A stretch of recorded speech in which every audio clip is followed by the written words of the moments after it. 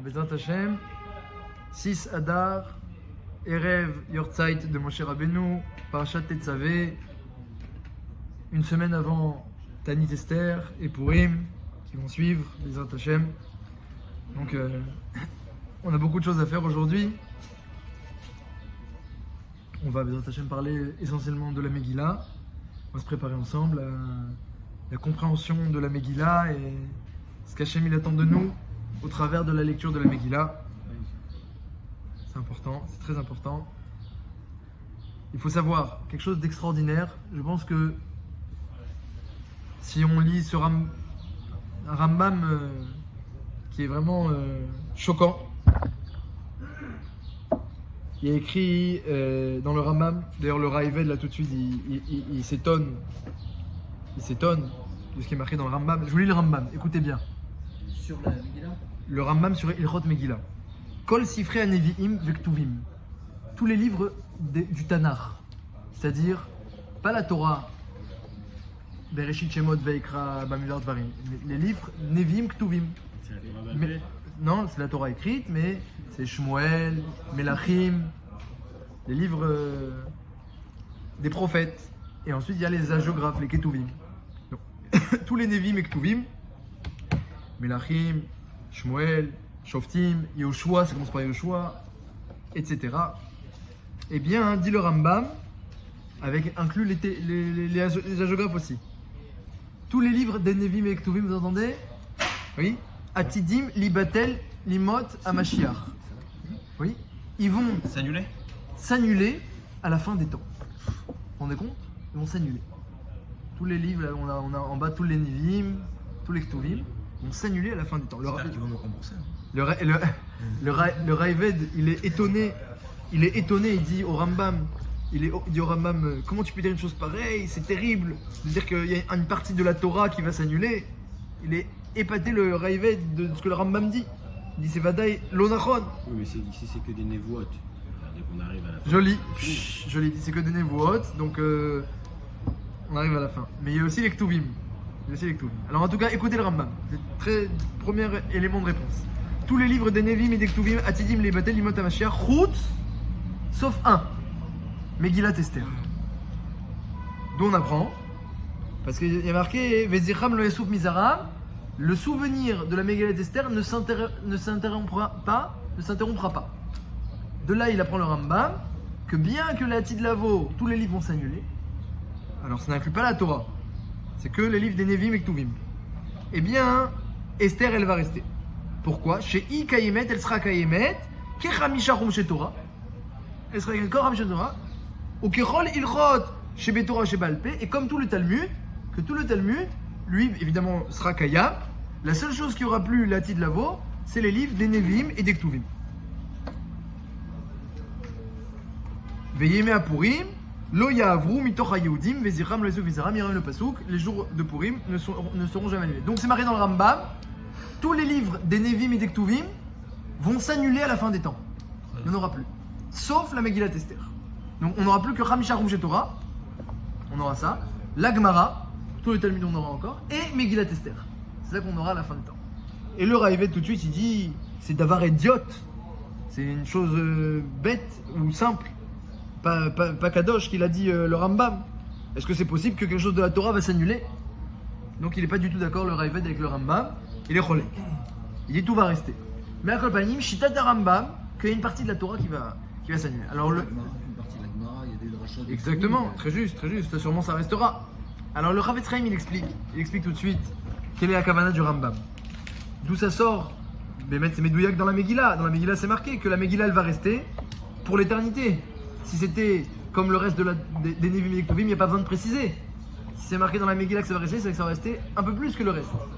Il explique le Chavetz Chaim comme ça, qu'à la fin des temps, il y aura des nissim et des niflaot extraordinaires. Akadosh Baruch Hu va faire des grands nissim. D'ailleurs c'est marqué aussi sur les Chagim, il y a un midrash qui dit quelque chose d'extraordinaire aussi. Mais même le Rambam, ce qu'il dit, il a été devancé par le midrash. Dans le midrash c'est marqué que même les Chagim vont s'annuler. Sauf Purim. Même les Chagim sont Purim. Alors le Chavetz Chaim il explique, quand on dit annuler, c'est un des 13 principes de Emouna, que lo yachalif kel velo yamir dato leolamim les zulato. Jamais Hachem il va changer une once, un code de la Torah. Hein, une fois il y a le code du Yud, le Yud qui est parti se plaindre. Le Yud de lo yarbelo nashim. Il y a écrit dans la Torah ne pas multiplier les femmes pour le roi. Même s'il a le droit d'avoir plusieurs femmes, même un homme aujourd'hui il a le droit d'avoir plusieurs femmes. Alors après il y a eu un Cherem Ashkenaz, de Rabbeinu Gershom, Meor Gola. Mais pour les Sfaradim, prenez une Ketouba Sfarad moderne. Voilà, non, standard. Il y a marqué là-bas que c'est permis d'avoir une deuxième femme selon l'accord du Beddin. Donc c'est le Minhag Ashkenaz. Alcool Panim, on n'a pas l'habitude aujourd'hui, c'est sûr, c'est certain. Même les Sfaradim ont fait comme Rabbeinu Gershom, c'est pas le Minhag. Mais Alcool Panim, ce qui est certain, c'est que c'est permis d'avoir plusieurs femmes, mais pas beaucoup. Même le roi, pas beaucoup. Et Shlomo Ameler, vous savez, qu'il a eu beaucoup de femmes. Alors, le Yud est monté se plaindre, et il avait des Svarot et des Tahanot, etc. Il avait des Eterim, Shlomo Ameler, parce qu'il était un grand Chacham. Quand on a un grand Chacham, on peut trouver des permissions. Alors, le Yud est allé se plaindre à Hachem, le Yud de Loyar Belonachim. Il a dit à Hachem, regarde Shlomo Ameler, il a dit que je suis plus d'actualité. Hachem, il a dit, ton cote, le Yud il a un petit cote comme ça, ta pointe, elle sera Kayemet, et 1000 comme Shlomo, ils seront pas Kayemim. Comme ça dit Hachem. Et bien sauf Shlomo Bémet, sauf, et bien à cause de ces femmes, c'est marqué que Nashim, Itou Libo, il a eu le cœur qui a penché. On ne sait pas ce que ça veut dire pour Shlomo Bémet, le cœur qui a penché. C'était un tzaddik Atsoum, il était Davouk Bachem, il a construit le Beth Amikdash, la Shrina est venue. Machatha Shlomo a fait de ça. C'est certain, Shlomo ce qu'il a fait. Mais quand même, la plainte du Yud a été reçue. Hachem il annule pas la Torah. C'est vraiment lui, parce qu'il n'y a pas débat sur le fait qu'il a été remplacé. Il a été remplacé, mais c'est lui qui a débat pendant 2 ans. Mais quand il était là, eh bien, il a multiplié les femmes et il avait des Eterim et des Svarot. Que la raison pour laquelle on ne multiplie pas les femmes, c'est pour passer loin d'Hachem. Et lui, qu'il était mamash, avec, en grande proximité avec Hachem. Toute la kavanat de Shlomo Ameler, il y a une taout peut-être chez le Hamonam, on va dire chez le petit peuple, de croire que Shlomo Ameler, il voulait stam avoir, comment on dit, un harem. Chaz vechalila, c'est marqué tous les shirim de la Torah sont kadosh. Même la shira de Moshe est kadosh. Mais pas comme le shira shirim de Shlomo Ameler qui est kodesh kodashim. Shlomo Ameler il a atteint des dargot de proximité avec Hachem et de découpe Hachem. Yedidia, Hachem il appelle, c'est mon chéri. Qui c'est qu'Hachem il appelait mon chéri? Le Yedid d'Hachem. Il y a lui et Binyamin, c'est tout dans toute la Torah qu'on appelle Yedid. Il y avait des dargot Atzumot. Shlomo Ameler, son but c'était que Israël il règne sur le monde entier. Et pour ça il fallait qu'il ait des femmes de chaque pays. Et il a pris et les a convertis, et les alliances, etc. Et le but c'était de donner de la force. Et bien, jamais Israël n'a été puissant dans le monde comme à l'époque de Shlomo Ameler. Mais quand même, le Yud Leintana, c'est marqué dans la Torah, Gzerat HaKatuv, qu'il ne faut pas me le dire. Donc Hachem il a dit, j'annule rien de la Torah, j'annule Shlomo, je t'annule pas à toi. Et donc, sauf Shlomo, et ben Lo Yatzatov, c'est pas bien sorti, son effort est pas bien, c'est pas bien concrétisé. À Kol Panim, le Chavetz Chaim il dit, quand le Rambam il dit que toutes les fêtes et tous les livres vont s'annuler sauf la Megillah, eh bien, le Pshat il dit le Chavetz Chaim qu'à la fin des temps, il y aura des tellement grands nissim et niflot, il va prendre le Ham Israël, il va le mettre à son apogée comme jamais, et il va faire des grands miracles, à tel point que les miracles de la mer Rouge, il n'aura plus aucune importance. Et donc on ne pourra plus fêter correctement le 7e jour de Pessah. Et même les nissim de Makat Berorot et la sortie d'Égypte, avec la Matzah et le Maror, ce sera Batel. C'est quoi Batel? Ce sera trop petit devant les nissim qu'Hachem va faire. Donc comme ça dit le Chavetz Chaim, que Hachem il annule rien, Chas v'Shalom, il annule rien. Mais devant ce qu'il va faire la Tid Lavo, il y aura moins d'importance aux autres fêtes et aux livres des Nevi'im et Ketuvim. Par contre la Megillat Esther, elle va rester. Et pourquoi elle va rester? Dit le Chavetz Chaim, parce qu'à la Megillat Esther c'est différent. La Megillat Esther, c'est pas une révélation d'Hachem flagrante. Tout ce qui est révélation d'Hachem, Hachem par exemple, il arrive voir Sinaï, il donne la Torah. Il y a de quoi faire la fête de Shavuot. Mais là, lorsque la Tid Lavo, c'est marqué que tous les Hamé Haaretz, prenez un Ham Haaretz comme ça, un qui connaît rien à la Torah, il va devenir un Rosh Yeshiva. Et prenez un Rosh Yeshiva, il sera un Navi. Donc imaginez la darga qu'on va avoir. Tous les grands rabbanim, ce seront des Nevi'im, et tous les gens de la rue seront des Rosh Yeshivot. Imaginez. Donc après, tu vas parler de Matan Torah au Har Sinaï. Il n'y a plus trop d'importance. Comme c'est dit Chavetz Chaim, c'est le pshat du Rambam Batel, le Rava des Cholek, il y a quand même une marque loquette. Mais Al-Kol Panim, pour expliquer le Rambam, alors il dit que ça va être comparativement à ce qui va se passer, il y aura moins d'importance. Mais il n'y a rien de la Torah qui annule, il dit le Rav Etzraim. Pour Esmeyachev, la coucha du Rav sur le Rambam. Al-Kol Panim, Megillat Esther, d'après tous les avis et d'après tout le monde, c'est comme Torah chez Birtav, c'est comme le Hamisha Amrouche de Torah, et c'est comme la Gemara, elle est inaliénable. Reste à savoir pourquoi. Et là aussi, Rav Etzraim, il explique, et ça va être l'introduction à notre étude, on va étudier Zad Hashem ensemble à Megillah. Eh bien, dit le Rav Etzraim que Megillat Esther, c'est pas une révélation flagrante d'Hachem. Tous les miracles dont on parle à Shavuot, à Pessah, à Sukkot, sont des révélations flagrantes, des Nissim, mais à la Teva. Hachem, il vient et il fait une Hatzala extraordinaire. Et ça, par rapport à ce qui va se passer à la fin des temps, hein, ce sera battel, ce sera petit. Donc, il n'y aura plus vraiment de mashmaout, d'importance à cela. Megillat Esther, c'est une révélation d'Hachem cachée. C'est que dans le Esther, hein, Esther, ça veut dire Esther, ça veut dire caché. Hein, c'est de là que ça vient le minhag de se déguiser. Tout se passe de façon cachée à Purim. D'ailleurs, on a dû l'appeler Megillat Mordechai, il dit le Yavetz, pas Megillat Esther, vous avez écrit c'était Mordechai, ou Megillat Hadassah, parce que le prénom écarré de Esther c'était Hadassah. Esther c'est un surnom. On l'appelle Megillat Esther juste pour le jeu de mots entre guillemets. Megillat veut dire un parchemin, veut dire révéler, Gilouï. Megillat révèle Esther ce qui est caché. Donc tout le but de la Megillah, c'est de révéler la Hashgacha d'Hachem. Et ça, même à la fin des temps, lorsqu'Hachem va faire des Nissim et Iflaot, Glouim, eh bien, ça n'enlèvera pas l'importance de voir Hachem de façon aussi cachée. Que Hachem, il est partout, et il est présent. Et ça, c'est le but de la Megillah, de voir qu'Hachem, il est présent du début jusqu'à la fin. Donc, ça, c'était l'introduction. Maintenant, on va rentrer dans le vif du sujet. On va prendre quelques psukim de la Megillah, on va les étudier. Dans chaque pasuk, Bémet, il y a une révélation de la Hashgacha. La providence d'Hachem, elle intervient du début jusqu'à la fin de la Megillah. D'ailleurs, celui qui a lu toute la Megillah sauf un pasouk, il n'est pas quitte. Celui qui a lu la Megillah, pas dans le bon sens, aussi il n'est pas quitte. Même s'il a tout lu, même s'il est sur un parchemin. Parce que la Megillah, c'est lire un peu les événements tels qu'ils sont arrivés de façon cachée et comprendre après, finalement, comment chaque événement il a amené à la Yeshua. Hein, il y a un pasouk qui a écrit, Hachem il a dit à Moshe, Moshe voulait voir Hachem. Alors Hachem a dit à Moshe, tu sais, Veraïta et Tachorai, tu peux me voir de dos. Ou Panaï lo yera, ou tu peux pas me voir de face. Alors je crois le Khatam Sofer, si je me trompe pas, il dit, c'est vrai pour Moshe Rabbeinu, il n'a pas pu voir Hachem de face, il pouvait voir de dos. C'est marqué Panim el Panim, il parlait avec Hachem face à face, mais voir Hachem de face, il n'a pas pu. Le Khatam Sofer, il dit, pour nous aussi c'est valable ce qu'il a dit Hachem. On comprend pas Hachem frontalement. Hachem il fait quelque chose, tu comprends pas. Mais après, comme ça, des mois, des années, de la réflexion, un travail de Emouna, tu dis, j'ai tout compris pourquoi Hachem il a fait ça. Pana, il aurait de face, tu comprends pas. Veraïta et Tachorai, tu me verras de dos. Il aurait pu le voir de face. Hachem n'a pas permis Moshe de le voir de face. Non, mais au début, c'est Moshe qui a pas voulu. Ah après, oui. Il a dit, maintenant ça y est, c'est trop tard. Je sais bien.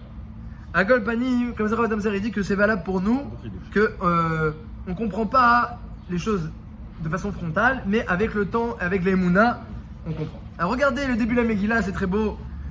Vous lisez un passage de la Megillah, ça a l'air de rien. Baïmahem, donc on est bimé Achashverosh, ou Achashverosh, alors c'était pas le premier Achashverosh, Achashverosh lui, le deuxième, il y a eu deux Achashverosh, ou Achashverosh, c'est le deuxième Achashverosh qui était Moler Meodou Vadkouch, il était que écuyer, nous précise la Megillah, depuis le début on nous dit qu'il s'agit le second, parce que le premier Achashverosh était de ligne royale, le deuxième Achashverosh était écuyer, il est devenu roi s'il avait de l'argent et puis il a su monter au pouvoir. Et donc du coup ça a fait que lorsqu'il a fallu élire une nouvelle reine, il n'avait pas trop guinouné Malchut, il n'avait pas l'habitude trop de la royauté, ça l'a pas dérangé de prendre un peu n'importe qui, une Esther, il sait même pas c'est qui, elle s'appelle Esther, elle est jolie, bon, bah, ça suffit, on va la prendre comme reine.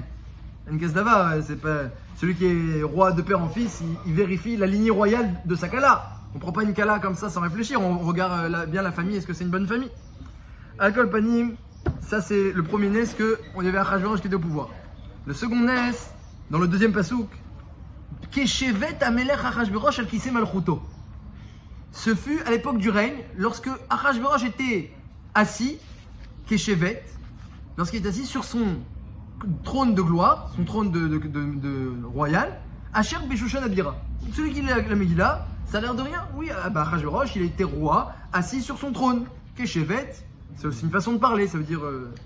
Voilà, pendant les jours où Achashverosh était installé dans sa royauté, en réalité pas du tout. Le Gaon de Vilna, il vient tout de suite, il dit attention. D'emblée, on te dit plein de choses dans ce passage. Beshushan Abira. Il n'est même pas Be'ir Ameloucha. il est même pas dans la ville royale. Bira, c'est une ville. C'est une ville importante. Bira, c'est une ville importante. C'est pas la capitale. C'est une ville importante. La capitale, c'était Elam à Bavel. Et lui, il était à Bira. Donc déjà, la Torah, la Megillah, elle te dit, il n'est pas dans une ville importante. Mais qu'est-ce qu'il fait dans une ville importante? Il est sur son trône. Mais qu'est-ce qu'il fait sur son trône? Alors, dit le Gaon tout de suite qu'en réalité, à la base, ils étaient dans la capitale à Elam. Et ils avaient le trône de Shlomo Améler. Achashverosh a réussi à attraper le trône de Shlomo Améler, qui avait été entre les mains de Shishak. Il y avait un roi avant lui de Mitzrayim qui avait le trône. Lorsqu'il a battu ce roi, Achashverosh, il a repris le trône de Shishak. Shishak qui est appelé aussi Paro Nechê, Paro l'handicapé. Comme ça, il s'appelait Shishak. Pourquoi handicapé? Parce que lorsqu'il est monté sur le trône de Shlomo Améler pour fêter sa royauté, eh bien le lion d'or, puisque Shlomo Améler il a fait Bechorma son trône, l'a agressé, l'a fauché et il est devenu handicapé. Donc on l'appelait Paro Nechê. Et Achashverosh il a repris le trône, mais il avait peur de monter. Parce qu'il savait, est-ce que je vais pas me faire attaquer par un aigle, par un lion? C'est un trône immense. Alors il a dit, bon, alors ce qu'on va faire, maintenant qu'on a le trône, on va faire sa reproduction. Mais sans les mécanismes. De toute façon, il ne savait pas faire. Alors il a fait la reproduction, mais il n'y avait pas assez d'or à Elam, la ville à Babel, et puis il n'y avait pas assez de Oumanim. La ville où il y avait plus de Oumanim et d'or, c'était à Shushan. Donc, allez, on va déplacer toute la royauté. Alors Achashverosh, ça ne le dérange pas. Hein. On va déplacer, voilà, où il y avait des juifs. On va déplacer toute la royauté à Shushan pour qu'il soit sur son trône. Ce que dit la Megillah. Voilà, ce que dit la Megillah, il était sur son trône à Shushan. Et évidemment, dit le Gaon, tout ça c'était parce que Mordechai habitait à Shushan. Et comme c'était un homme des plus influents et des plus importants de Shushan, c'était un grand Chacham. Mordechai c'était le chef du Sanhedrin, c'était le Gadol Hador, c'est un grand Chacham. Donc du coup, eh bien, il a pu créer des liens avec Achashverosh avant même cette histoire-là. Il était déjà Chachouv aux yeux de tout le monde là-bas. Donc, le Rav Esrem, il disait que Hachem il préfère faire construire un trône et faire déplacer toute la royauté de Achashverosh dans une autre ville plutôt que de fatiguer le tzaddik, parce que Hachem aurait pu amener Mordechai à Elam, à Bavel, à la capitale. Il dit, Hachem préfère déplacer toute la royauté à Shushan que faire marcher le tzaddik un peu trop. On économise les pas du tzaddik. Donc, depuis le début de la Megillah, déjà, eh bien, on nous met dans le bain que Hachem il a préparé déjà la Yeshua. Hein, comme elle dit la Gemara, c'est marqué après Vaï achar devarim haele gidal Amelech Achashverosh et Haman. C'est marqué après ces choses-là, Hachem a fait grandir Haman. Et c'est quoi après ces choses-là? Dit la Gemara dans Megillah Daf Gimel. Elle dit après ces choses-là, après qu'il ait préparé une refoua la Maka. Toujours à Kajbourou, il est Magdim refoua la Maka. C'est-à-dire quand il envoie une Maka comme Haman, c'est une grande plaie, c'est une plaie immense Haman. D'abord Hachem il prépare la Maka. Comme ça il a dit Resh Lakish, Amar Resh Lakish, En Hachem Maké Israël, Elaimken Boré Refoua Trila. Hachem ne donne pas un coup avant de créer l'antidote préalablement. Comme ça il a dit Resh Lakish. Le Stapler il disait quand un homme il est dans le désarroi, il est triste, il a des problèmes et qu'il est un peu désespéré, il faut savoir que sa refoua, son antidote à son problème a déjà été créé, comme ça dit le Stapler. Peut-être qu'il n'a pas pour l'instant et qu'il ne voit pas d'issue, mais Akadosh Baruch Hu, il a créé l'issue avant même de lui envoyer le problème. Et il disait que c'est pour ça qu'un homme, il doit sentir sa Yeshua les proches. Il doit espérer dans la Yeshua d'Hachem comme quelque chose de proche. On voit cette différence entre les tzadikim et les rechaim. Les tzadikim comme Yaakov Avinu, lorsqu'il voit le Mashiach, il a eu des gilouim, il a eu des névois, des prophéties sur le Mashiach, Yaakov Avinu. Il allait même révéler la fin des temps à ses enfants, dans Parashat Vayechi. Et lorsqu'il a vu le Mashiach, qu'est-ce qu'il a dit? L'Ishuatra Kiviti Hachem, j'attends ta Yeshua. Kiviti, ça veut dire que pour Yaakov, le Mashiach pouvait venir maintenant. Parce que s'il attend, c'est que ça peut venir maintenant. Donc Yaakov a vu la prophétie, pourtant c'est la fin des temps. Mais il a dit Kiviti, j'attends maintenant. Il a vu comme une chose proche de lui. Alors que Bilam Aracha, qui était bien après Yaakov Avinu, il a eu aussi une névoie, la même névoie que Yaakov, la même névoie que Yaakov sur la venue du Mashiach. Qu'est-ce qu'il a dit? Il a dit et Renou Veloata, je le vois mais c'est pas bon maintenant. Ashurenu Velo Karov, je le distingue mais c'est pas proche. Darar Kochav Yaakov, il va venir comme une étoile filante dans le ciel, etc. Pourquoi c'est pas proche? C'est les Rachaïm. La même névoie de prophétie du Mashiach, un tzaddik qui voit que c'est proche parce que il est ma'amin dans le koach d'Hachem de délivrer tout de suite. Et un Rachaïm, attends, le temps qu'Hachem il intervienne, on a le temps, c'est quelque chose de lointain. Donc, dit le Stapler, il faut savoir qu'un homme, il a sa refoua, son antidote qui a été créé avant.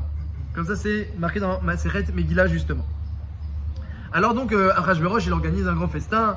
parce que les Bnei Israël, les Yehudim n'ont pas été libérés au bout de 70 ans. Il est très content, il met les habits de Kohen Gadol, il invite plein de gens, et puis en même temps il monte sa richesse.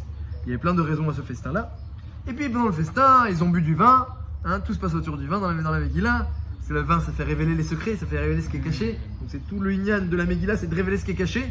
Même le vin, ça participe à cela. Ça révèle ce qui est caché, on doit révéler à la Megillah. Alors, pendant qu'il était sous, alors c'est marqué d'ailleurs que les goïms ne ressemblent pas aux juifs quand ils sont sous, que quand les juifs ils sont sous, ils disent des divrei Torah, quand les goïms ils sont sous, ils parlent des femmes. Comme ça, il dit la Gemara et il dit le Midrash. Donc il commence à parler et il dit la mienne elle est belle, la mienne elle est... Alors sauf, il dit bon alors on va faire venir Vashti et on va montrer que y a pas de discussion. Bravo. Alors il fait venir, mais entre-temps, l'ange Gabriel, hein, il est parti voir Vashti. Il a frappé, il y en a qui disent qu'il a frappé sur le front. La Gemara elle dit, le Al-Shir il dit comme ça. La Gemara elle dit qu'il a frappé derrière elle et lui a poussé une excroissance. Une excroissance, la Gemara elle dit Zanav, une queue. Le Al-Shir il dit une corne. C'est comme ça qu'ils disent aux enfants ici dans les Khadarim que Vashti yesh la keren à la roche.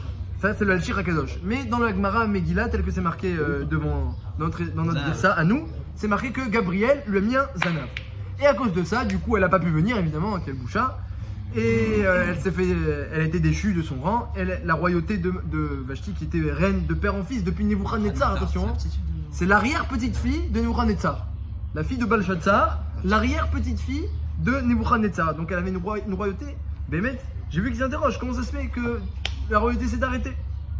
Pourquoi la royauté de Vashti s'est arrêtée? Hachem il veut punir Vashti parce qu'elle est réchaïte. Il a comme d'autres goïms. Il a qu'à la punir. Non, il a arrêté la royauté de père en fils. Depuis Nebuchadnezzar, Meler Bavel. Alors j'ai vu une très belle explication qui vient de la Gemara dans Sanhedrin. Écoutez bien cette histoire. Je ne sais pas si vous la connaissez, elle est très belle. Dans la Gemara Sanhedrin, et regardez en même temps la Hashgacha d'Hachem, qu'Hachem il prépare la solution de Purim. Il la prépare depuis 4 générations avant, depuis l'époque de l'arrière-grand-père. Nebuchadnezzar était le scribe de Meler Beladen. Le roi de Babel s'appelait Beladen, et c'était son scribe c'était Nebuchadnezzar. Et comme ça c'est dans le Nar, dans les Nevi'im. Et Meror Ben Beladen. Meror Beladen. Et donc ce roi-là, eh bien il a entendu ce qui s'est passé à Yerushalayim. Qu'est-ce qui s'est passé à Yerushalayim? Chizkiyahu était malade, très malade. Et le prophète Yeshayahu est venu le voir et lui a dit écoute Chizkiyahu, mets ta table velotirrier. Tu es mort et tu ne vivras pas. Tu es mort Baolamazé, tu ne vivras pas Baolamaba. Qu'est-ce que j'ai fait? Chizkiyahu était un grand sadique. Tout Jérusalem étudie la Torah grâce à lui. Mais qu'est-ce que j'ai fait? Eh ben t'as pas fait Pire Vérivia, tu t'es pas marié? Ah, je me suis pas marié, Parce que j'ai une névoie que si je me marie, je vais avoir des enfants Réchaïm. Alors il avait des névoies de Chizkiyahu.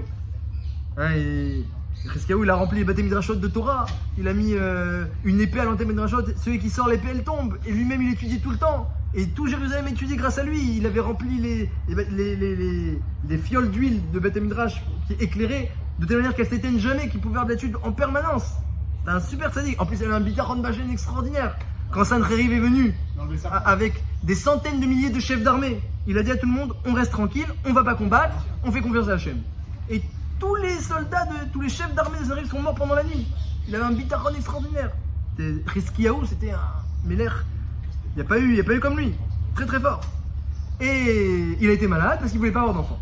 Alors je lui ai dit pourquoi t'as pas d'enfant? J'ai eu des rois Hagodesh qui vont être des grands Réchaïm plus que n'importe quel roi d'Israël. Bémet, Ménaché était son fils, un roi, il a fait voter Israël comme personne. Alors Yeshaou lui répond dis-moi, on peut, quand on a une névoie, ne pas faire une mitzvah de la Torah? Je comprends mal. Baadé de Kivshat de Rachamana la Malher. Qu'est-ce que tu commences à réfléchir au secret d'Hachem? Tu fais les sodot à Torah et tu annules la Torah. Là il fait la Kabbalah et à cause de ça il fait pas la mitzvah. C'est Chayamita, un truc comme ça. Chayamita. Comme ça, il lui a dit. Alors, il lui a dit Besséder, Nahon. Alors, donne-moi ta fille. S'il avait une fille, je vais me marier avec elle et on va voir ce qu'on peut faire. J'aurai ce que j'aurai, on priera avec elle. Alors, il lui a dit Mais non, c'est fini, t'es mort. T'as peur de là-bas.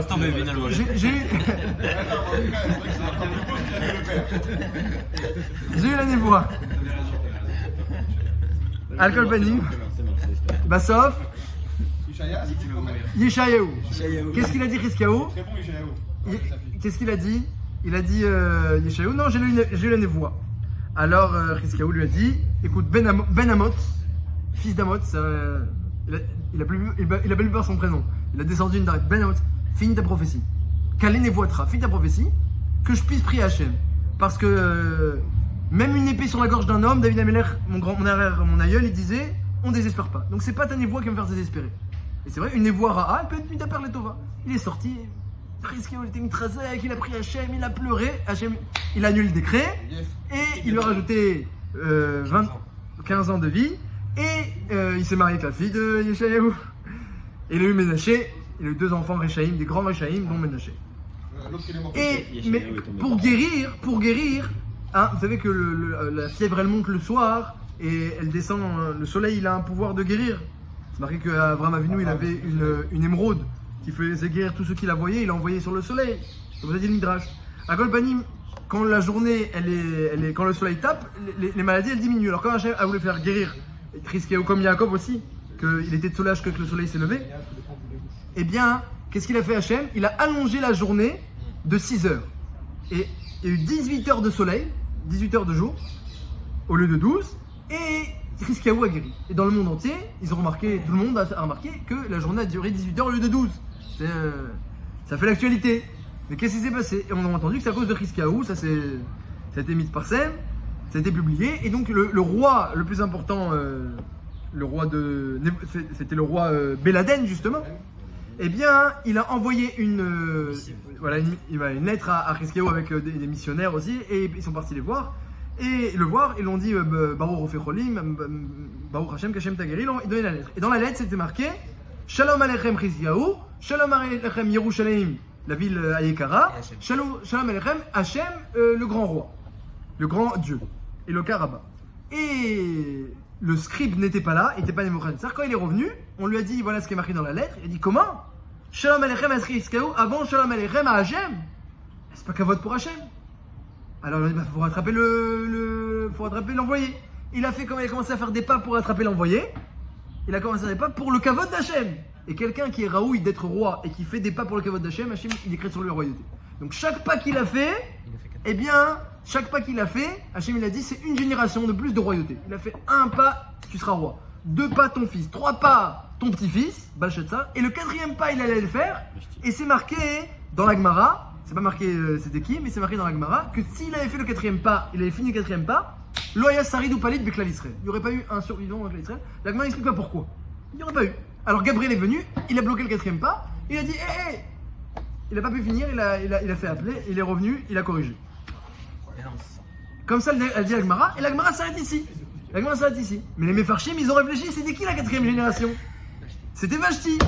Et c'est quand qu'elle s'est arrêtée? Elle s'est arrêtée à ce moment-là. Et qui c'est qui lui a mis une queue? Gabriel. C'est Gabriel, c'est lui qui avait arrêté Nebuchadnezzar, c'est la Gemara. La Gemara dit c'est Gabriel est venu arrêter Nebuchadnezzar au 4e pas, et c'est lui qui a arrêté Vashti. C'est la mission.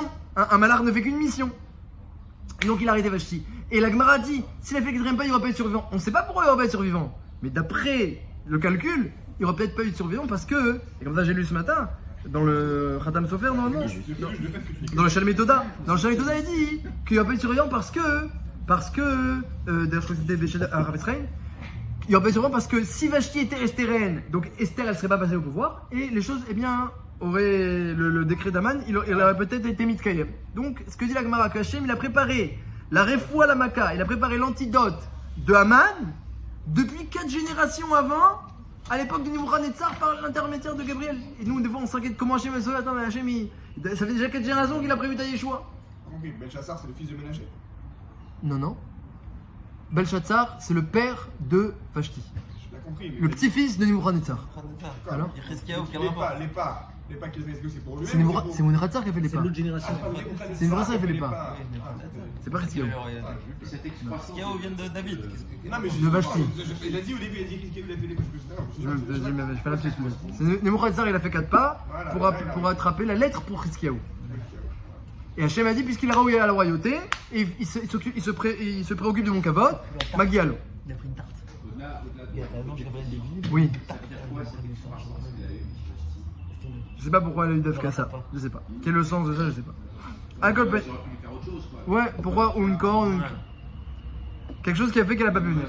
Je sais pas. Faut voir. J'ai pas regardé tous les méfarchis. C'est-à-dire que Nénoum et Otomishté, la faute elle était déjà prévue, si déjà 4 générations avant. D'après ça. Hachem il prévoit après si les juifs Ça serait passé autrement en fait. voilà, si les juifs ils vont dans le droit Oui, chemin, mais se passer. alors il n'y aurait pas eu besoin de tout ça. Elle aurait aussi été déchue, Vashti. C'était prévu qu'elle soit déchue, mais il n'y aurait pas eu de là, il n'y aurait pas besoin de cela pour la Yeshua. Les Juifs à l'époque, ils étaient à cette époque-là, ils méritaient vraiment le décret d'Achashvérosh. Ah bah oui, alors il y a ceux de Shushan, ils ont profité. La Gemara elle demande, Les Talmidim de Rabbi Yishon ont demandé pourquoi il y a eu un tel décret de Haman. Et premièrement, il a dit, les Talmidim m'ont dit parce qu'ils ont participé au festin d'Achashvérosh. Rabbi Shimon il a dit mais ça c'est que les Juifs de Shushan Abira. Alors ils ont répondu, Rabbi Shimon lui-même a répondu parce qu'ils s'étaient prosternés à l'idole qu'avait fait Nebuchadnezzar et se prosternaient à cette idole. Akol Panim, pour reprendre maintenant l'étude de la Megillah, donc tout ça, aussi lorsque on nous dit que Achashvérosh a fait appeler Vashti et qu'elle a refusé, donc on lit dans la Megillah, bon bah c'est une dispute de couple, elle ne veut pas venir dans une tenue indécente, etc. Pas du tout, c'était prévu depuis 4 générations. Tu vois, tu lis un passouk de la Megillah, on va dire ça fait 4 générations qu'Hachem travaille ce passouk-là, qui vient pour sauver le clan Israël. Et maintenant qu'elle est déchue, et que Esther va pouvoir venir au pouvoir, alors Acharet Verimale, Guida la Melech Hashua, maintenant Hachem il peut faire monter Haman au pouvoir. Hachem peut faire monter Haman au pouvoir parce qu'on a déjà prévu la Refoua. On a déjà l'antidote à Haman. Et Haman, mais c'est intéressant, Haman, c'est lui qui a fait renvoyer Vashti. Parce que Achashvérosh ne sait pas trop quoi faire avec Vashti. Elle a pas vu, c'est Memouchan, elle n'a pas pu venir, elle n'a pas voulu, mais c'est pas pour ça qu'elle doit être. On doit arrêter la royauté depuis 4 générations. C'est vrai qu'Achashvérosh était un peu comme ça, léger, on va dire, mais c'est vrai que sa femme elle était Chashouva, plus que n'importe quelle autre femme. Mais Haman, il a donné bon conseil. Alors Haman, il avait plusieurs kavanotes. C'est marqué dans le Midrash que déjà sa femme n'avait pas été invitée au Mishté, donc il était très énervé contre Vashti pour ne pas inviter ma femme. En plus, c'est marqué qu'il voulait marier sa fille à Achashvérosh. Et il y avait encore une autre raison pourquoi il a fait renvoyer Vashti du pouvoir.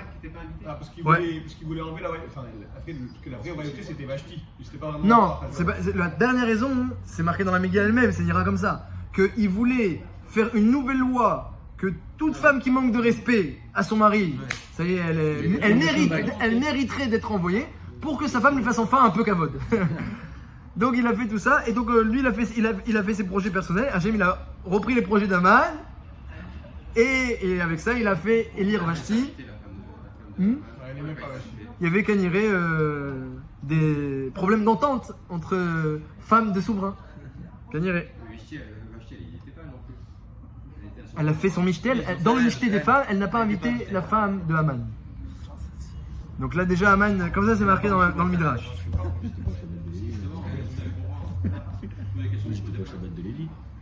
Donc regardez comment Hachem prépare la Yeshua, et c'est un chizouk pour nous que de savoir que la Yeshua elle est proche, qu'elle a déjà été préparée. Mais même j'ai vu un vort il a fait dans le Sipour lorsque Hachem a demandé à Avraham Avinu, dans Parashat Vayera, de renvoyer Agar, parce que Yitzhak était né, donc Agar et Ishmael étaient une mauvaise influence pour Yitzhak. Alors Sarah, elle a demandé à Avraham de renvoyer Agar et Ishmael. Et Hachem a dit à Avraham, écoute Sarah, tout ce qu'elle te dit, tu l'écoutes. Et ensuite, alors bien qu'Ishmael était malade, Avraham l'a renvoyé, surtout quand Hachem a révélé à Avraham que Ishmael c'était pas un bon garçon. Il n'avait pas encore fait des graves fautes, mais il ne se dirigeait pas dans le droit chemin. Alors il a envoyé même malade. Et puis ensuite, donc elle portait Agar, son fils qui était souffrant, malade et fiévreux. Et il manquait d'eau pour survivre, il fallait de l'eau, ils n'avaient plus d'eau. Qu'est-ce qu'elle a fait? Elle a mis à côté d'un buisson et elle s'éloignait. Elle a dit, je ne veux pas voir la mort de l'enfant. Elle s'éloignait à côté d'un buisson et elle a prié, elle a pleuré, elle n'a pas été écoutée. Mais son fils Ishmael a prié, a pleuré et lui a été écouté, Ishmael, comme son nom l'indique. Et les anges ont dit, tu vas pas le sauver, tu n'as pas vu ses enfants. Et Hachem a dit, mais pour l'instant, lui, il n'a rien fait. Donc je ne juge pas sur le futur, je juge sur le présent. Et qu'est-ce qu'il a fait? C'est marqué dans la Torah qu'il a ouvert les yeux de Agar. Elle a vu qu'il y avait un puits. Et elle a pris l'eau du puits, elle l'a amené à son fils. Et grâce à ça, il a guéri. Donc il y avait un puits en face d'elle. Elle ne le voyait pas. Alors le sens simple du texte, c'est que le puits était invisible, a priori. Il était invisible. Et Hachem, ensuite, il a ouvert les yeux, elle a pu le voir. Ça, le sens simple. Mais j'ai vu, il y en a qui disent... Je sais pas si c'est pas le stapler qui disait que Non, c'est le Rav. Alors, j'ai pas noté c'est qui. En tout cas, j'ai vu un pshat fait que dans le Shalmei Toda, il rapporte que Yachol Liot, que le puits n'était pas invisible. C'est pas que le puits était invisible et qu'ensuite Hachem l'a fait apparaître. Il n'y a pas marqué qu'il le fait apparaître, écrit il lui a ouvert les yeux. C'est qu'elle, elle le voyait pas. Souvent c'est comme ça, il y a quelque chose dans la maison et tu le vois pas. Et tu cherches, puis après quand tu dis à Hachem, s'il te plaît Hachem aide-moi, paf, tu vois qu'il est devant toi. Hein, voilà, tu mets la pièce dans la tzaka, tu dis les lunes Nishmat Rabbi Meir, ou tu dis Amar Rabbi Binyamin, Amar Rabbi Binyamin, chacun a ses goûts-là, et paf, tu le trouves, et il était devant toi. Ça arrive comme ça. Donc, dans le texte, c'est pas marqué que Hachem le fait apparaître, c'est marqué qu'il a ouvert les yeux. Il y en a qui disent que pourquoi elle le voyait pas, parce que c'est marqué qu'elle a dit je veux pas voir la mort de l'enfant. Mais il était pas mort l'enfant. Mais je veux pas voir la mort de l'enfant. Mais il était pas mort. Qui a dit? C'est-à-dire que Agar, elle était désespérée. Quelqu'un qui est désespéré, elle a décidé, il va mourir. Elle a décidé, désespérée, alors elle voyait pas le puits. Elle peut pas voir le puits. Parce qu'elle est désespérée, elle a décidé, elle peut voir le puits. C'est Mida Gayen Mida. Si tu dis c'est possible, alors c'est possible, on peut trouver quelque chose. Mais si tu dis c'est impossible, désespéré, tu peux voir le puits. Hachem, il a fait un nest parce que l'enfant, il a fait une prière, qu'il a fait voir le puits qu'elle ne pouvait pas voir. Donc c'est pour te renforcer dans l'idée de Yeshua, d'avoir les choix proches de soi. Alors il y a un autre passouk dans la suite. Donc Aman, il a été élevé, rehaussé par Achashverosh, il a donné sa bague, et il a fait Achashverosh, il a fait une loi que tout le monde doit se prosterner devant Aman. Et Mordechai, lo icha, velo ishtachave, il se prosternait pas. Je veux vous dire que si on était à l'époque de Mordechai et qu'il se prosternait pas, je peux vous dire qu'on lui aurait beaucoup voulu, dit le Chavetz Chaim, on l'aurait voulu, vraiment on aurait été coffert presque, Chas Shalom, dans notre Emunat Rachamim. Parce que qu'est-ce qui s'est passé? Aman, il a dit, mais il se prosterne pas, mais c'est qui se prosterne? Lui, mais pourquoi il se prosterne pas? Mais il est juif. Ah, mais il est juif, et alors pourquoi il se prosterne? Il dit que vous avez une idole sur vous, il avait fait une idole sur lui. Bon, mais qu'il a qu'à se prosterner à moi et pas l'idole. Alors Mordechai, il savait qu'en fait, Aman, il a fait pas juste il avait une idole sur lui, il a fait de lui-même une idole. Comme ça, Agmara, elle dit, dans Maseret Avodat Zarah, que Aman, il se connaissait avant, mais à part ça, entre-temps, Aman, vous savez que dans la Torah, on a le droit de se prosterner à un homme. À un homme, c'est permis de se prosterner, et une statue d'homme, c'est permis de se prosterner à un homme. Ou une statue d'homme, c'est permis.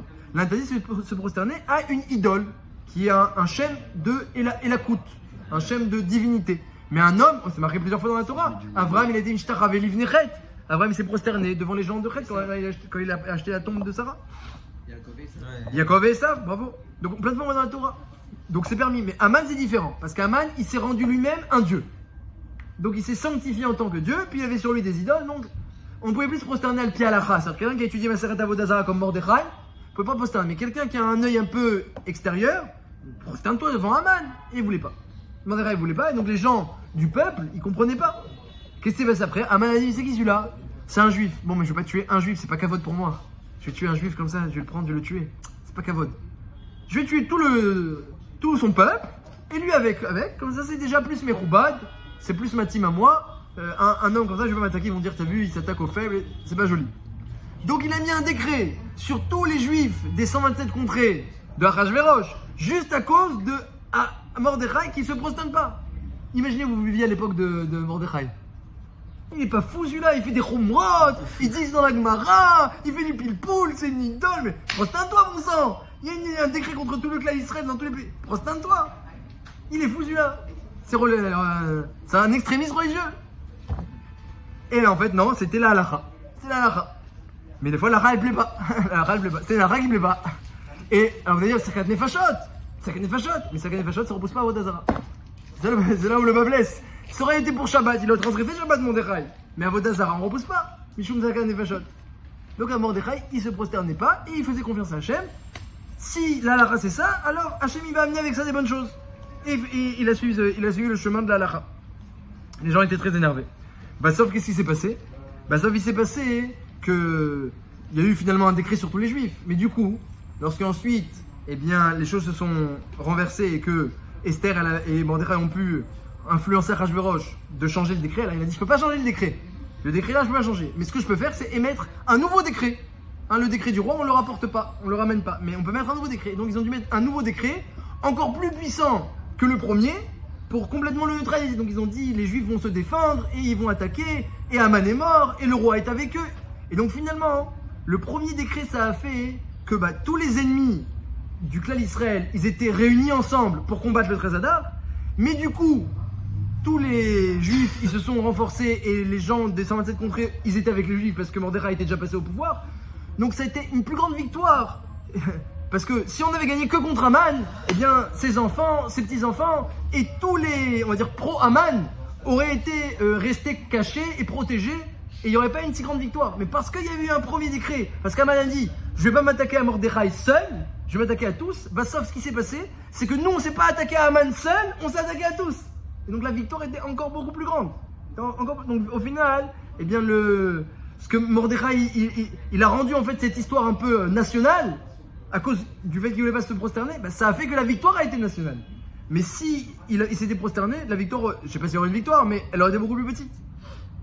Donc ça c'était un autre élément de la Hashgacha, c'est que ça a l'air dans l'histoire que Mordechai il fait n'importe quoi, et qu'au contraire il faut aller participer au festin, et il faut être en bon terme avec Achashverosh, mais c'est tout le contraire. C'est les gens du festin qui ont amené le mauvais décret sur eux, et c'est la conduite de Mordechai qui a amené à une victoire nationale et contre tous les pro-Aman. Et pourquoi c'était si important une victoire nationale? Si c'était prosterné, il n'y aurait même pas eu de problème. Oui, mais les ennemis du clan Israël qui étaient présents, ils auraient continué à les oppresser et ils étaient présents. Il y a toujours eu des actes anti-juifs et des pogroms, mais c'était courant. Donc il y avait les juifs, ils étaient oppressés. Là, il y a eu une grande victoire du clan Israël. C'est pour ça que Mordechai, après, quand il était au pouvoir, il continuait à s'occuper du clan Israël. Il s'occupe parce que c'était pas chaud de nulle part. C'était Pikuach Nefesh. Dont on sait que l'étude de la Torah est plus grand que Pikuach Nefesh. Hein, quand quelqu'un il a le choix entre étudier et sauver une vie, qu'est-ce qu'il fait? Il sauve une vie. Mais si, eh bien, c'est pas venu un sauvetage de vie. Par exemple, il n'y a pas eu un sauvetage ce matin et il a pu écouter le cours tranquillement. Alors, c'est dans quel mitzvah qu'il aurait le plus de mérite? Dans l'étude de la Torah. D'où on sait, on l'apprend de Mordechai, que tant qu'il était Rosh Sanhedrin, alors il était premier de la liste des tzadikim, comme on le voit dans le Nar. Mais lorsqu'ensuite il a arrêté d'être au Sanhedrin, parce qu'il devait rester au pouvoir pour s'occuper de Pikuach Nefesh, de protéger les juifs et bien là, on voit qu'il a bien descendu, et Teratzou il est Rovechav. Il était aimé par la plupart des gens, mais par les Chachamim, il était complètement, il avait descendu.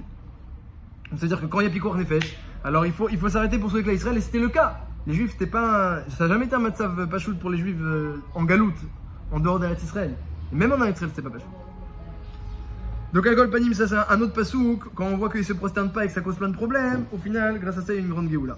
Un autre pasouk intéressant, que j'ai noté, ça c'est une belle anaga de Mordechai. Donc lorsque Aman finalement, il achète le clan Israël avec ses kikars d'argent, on a dit la semaine dernière qu'Hachem a fait devancer le Maratzita Shekel et la parachat Trouma pour, on va dire, neutraliser les shkalim de Haman. Ça, on a parlé de ça, c'est aussi un principe d'Ashgacha, que Hachem il prépare la Yeshua depuis déjà. Moshe Rabbeinu va voir la Yeshua de Esther, grâce au Maratzita Shekel.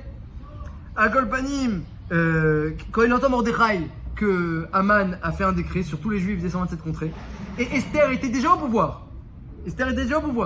Elle était déjà reine, parce qu'Hachem il devance l'antidote à la Maca, donc Esther est déjà reine. Et ensuite il y a le décret d'Aman. Quelle aurait été votre réaction? Votre épouse est reine des 127 contrées. Aman est le premier ministre. Le premier ministre décrète sur tous les juifs des 127 contrées, femmes, enfants, vieillards, behemoth, mammon, tout, un décret Ras Shalom d'anéantissement. Vous êtes marié avec la femme du roi. Qu'est-ce que vous faites? Eh bien tout de suite, on la contacte.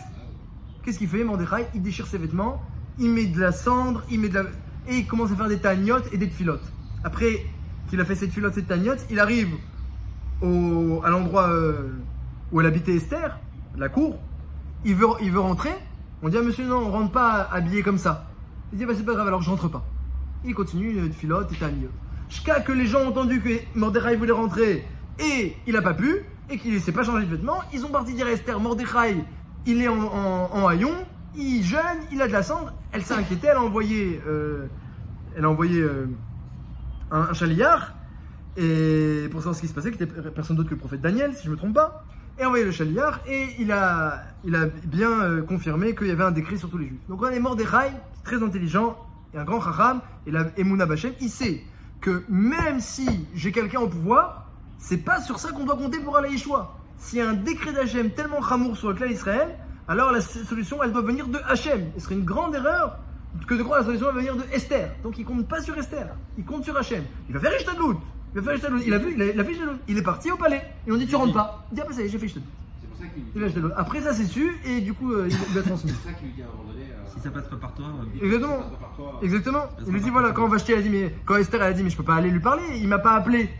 Donc on sait bien que tous ceux qui rentrent dans le Khatsar Pnimit sans être appelé, il est tué sur place par les gardiens. Il dit ah bah, très bien alors si c'est pas toi et ton père et votre famille de toute façon au Be'atavir Tovedou et si ça se trouve c'était reine que à cause de ça, mais c'est pas grave, les choix viendront d'ailleurs. Revar Vatsala Yavo Makom Acher. Donc ça c'est Mordechai. Comment il savait qu'il y aurait Yeshua quoi qu'il arrive? Ah non, c'est une bonne question. Est-ce que peut-être parce qu'Hachem il a promis à vote que Israël se maintiendra. Mais après, est-ce qu'il y aura une choix totale avec aucune perte? Ça, c'est moins pas chouette déjà. Sûrement que s'il se déchirait les vêtements, il avait de la cendre, c'est sûrement qu'il avait peur. Il avait peur parce que même si Hachem il promet que le clan Israël se maintient, mais on a connu dans l'histoire des périodes où c'était pas vrai pour tout le monde. Donc à Kol Panim, ça c'est un passage intéressant. Vous lisez dans la Megillah, tiens Mordechai, il déchire ses vêtements à cause de la nouvelle. En réalité, il renforce la Hashgara pratique. Je vais pas voir Esther. Je déchire mes vêtements, je rentre pas au palais, je compte sur mes tfilotes et mes taniyot. C'est ça ma HKA, mon investissement. Donc c'est aussi un passage intéressant. Et enfin, alors à la fin de la Megillah, évidemment, il y a plein de trucs où on voit vraiment des retournements de situation, vache magnifique. À la fin de la Megillah, lorsque Aman il vient parler à Achashverosh, alors il était très énervé contre Mordechai qui se prosternait pas. Alors sa femme et ses conseillers, ses amis, ils lui ont dit écoute, prépare une potence pour Mordechai qui se prosterne pas et va dire à Achashverosh, demande la permission de le tuer. Et donc lui, aux aurores, il va voir Achashverosh pour dire de tuer Mordechai. Mais Achashverosh n'avait pas pu dormir de la nuit parce que Nadeda il n'avait pas à dormir cette nuit-là, Nadeda Shnatameler, il n'avait pas à dormir. Et en même temps, ils l'ont écouté parce que pour le faire dormir, on lui a raconté les Sipurim. Il a réécouté que Mordechai il avait sauvé de l'attentat de Bigtan et Teresh. Et qu'est-ce qu'on lui a fait à ce Mordechai? Rien du tout. Il s'est dit, ouais, c'est peut-être lui qui m'en veut. Je lui ai rien fait. Bon, faites-lui quelque chose. Qui c'est qui est dans le palais maintenant à cette heure-là? À cette heure-là, il n'y a personne dans le palais. On est aux aurores. Ah, il y a Aman là. Il vient aux aurores vous demander quelque chose. Ah, bah très bien. Bah tiens, Aman, tu tombes bien. Qu'est-ce qu'on fait à quelqu'un qu'on lui fait qu'avant?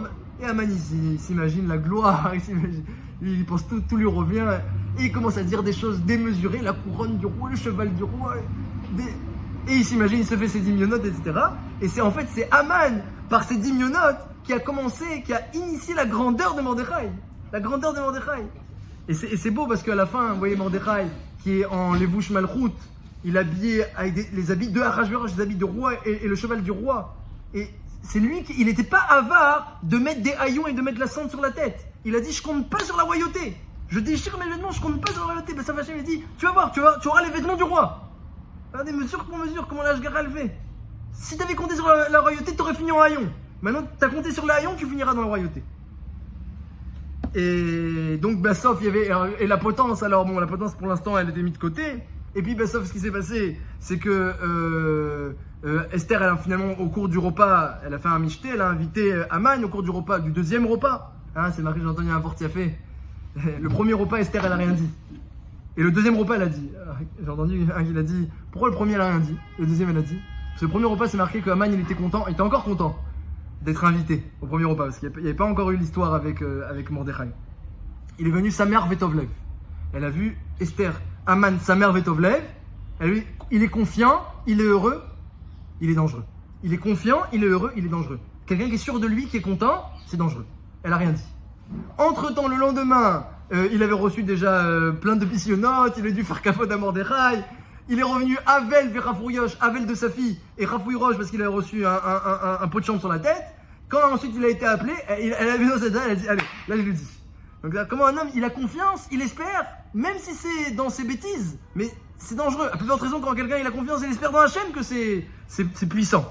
Mais même quelqu'un qui a confiance en lui, alors que ça vaut rien, Esther a dit, soyons prudents, on va refaire un michté demain. C'est pas encore le bon moment. Et donc, sauf, Aman il est tombé sur l'élo, Esther était là. Le roi il dit, comment, quand tu vas prendre la reine devant moi? Et il a dit, mais il y a Harbona qui a dit, tu sais, le roi, Vous savez, le roi, il y a la potence que Haman a préparée pour Mordechai, qui en plus a sauvé le roi. Et elle a bien parlé sur le roi. Il dit, ah bon, alors faites-le pendre. Et là aussi, j'ai vu que dans le Gaon, il dit que dans les principes de Parasumadaï, c'est impossible de faire pendre quelqu'un du jour au lendemain. Il y a des klalim, il y a des principes. C'est que parce que Haman avait préparé la potence et qu'ils avaient dicté aussi, Haman avait fait dicter une loi que le roi il décide, on applique tout de suite. Et que le roi était en colère, il a dit on fait ça tout de suite. Mais si c'était passé par les tribunaux, jamais ça se serait passé une chose pareille. De tuer Haman et mettre Mordechai dans son palais, c'est pas quelque chose qui est réalisable dans un gouvernement. Il y avait un gouvernement, c'était pas une dictature, il y avait un gouvernement, il y avait des conseillers, il y avait des sarim, il y avait des lois édictées. C'est seulement parce que vraiment c'est Hachem ici exactement trouvé la petite faille où on peut faire rentrer le bon décret et tout inverser. Et donc ça s'est fait grâce à la potence qui était déjà là, le roi était en colère, il était sur le lit de la reine, allez ça c'est... Tous les six bottes sont bonnes. Et c'est ça qui est marqué à la fin de la Megillah, on fait un avec ça, à la fin de la Megillah, c'est marqué toute l'histoire de Mordechai est écrite dans Divrei Hayamim, dans le livre d'histoire de Parasumadaï. Comme ça on lit à la fin de la Megillah. C'est un passage qu'on ne comprend pas. Un dernier passage de la Megillah. Et tu sais, toute l'histoire de Mordechai et Parashat Doulato, c'est dans les livres d'histoire, dans Divrei Hayamim de Parasumadaï. Tu vois, dans les livres des pères, c'est marqué. Comme ça, c'est marqué à la fin de la Megillah.